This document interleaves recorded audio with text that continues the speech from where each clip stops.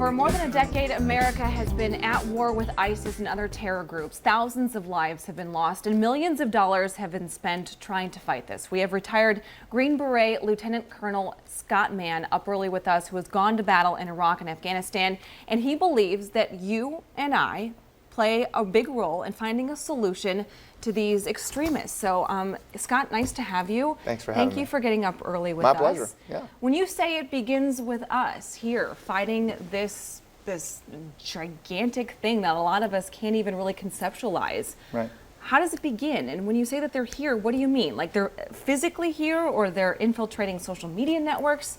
What do you mean by that? Yeah, no, make no mistake, and I said this last night in Lisbon, Ohio at our tour, is they're here. ISIS is on the hunt in the United States. They showed us that in San Bernardino, California. They showed us that they're operating right in our communities. And if you think about it, every war that America has fought, the American people have made a huge difference. But in this war, you know, we've been kind of detached from the folks that are actually fighting this war, and we're mounting a victory garden tour to get folks involved.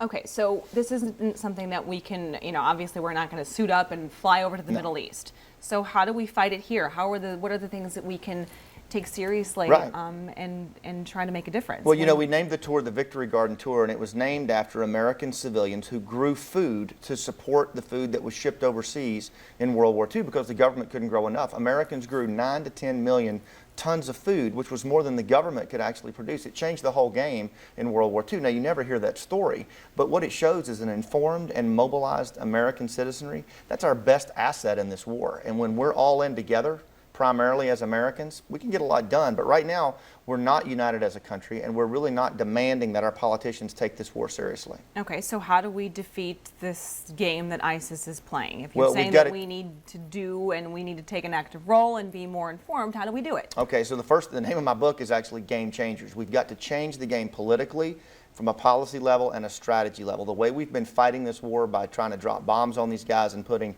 200,000 troops on the ground, it doesn't work. Our politicians are going to have to change the strategy.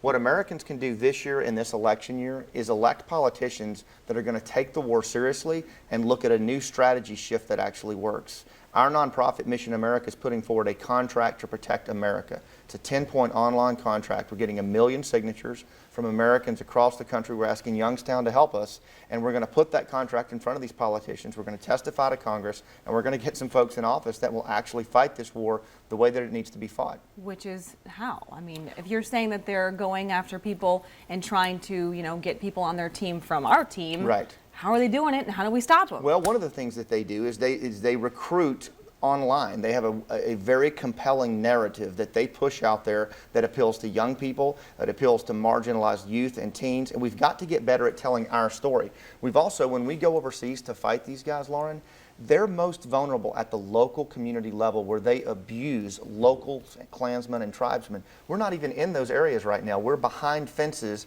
training soldiers that can't even get out and fight these guys. We need to be out in the communities working from the bottom up to help locals, you know, fight these guys in their own communities and neighborhoods in Iraq, in Pakistan, and Afghanistan. And we have the capability to do it. We're just not doing it. Obviously, you are very passionate about this subject, and you will continue to speak to some of our people around here in Boardman tonight. When people show up and hear you speak, right, how will this narrative continue for them tonight? You know what people, Lauren, I think people are really tired of hearing the same talking points and pundits pontificate on this war about why we can't win. The fact of the matter is we can win. And when I talk to moms and grandmothers and dads about what role they can play on getting informed about this enemy, about taking a stand and getting politicians in office who will actually fight this enemy, you know, they're pretty switched on. So tonight, that's what we're going to talk about. And more importantly, we're going to ask people to go to victorygardentour.com, sign that contract, and get behind us as one unified group of Americans.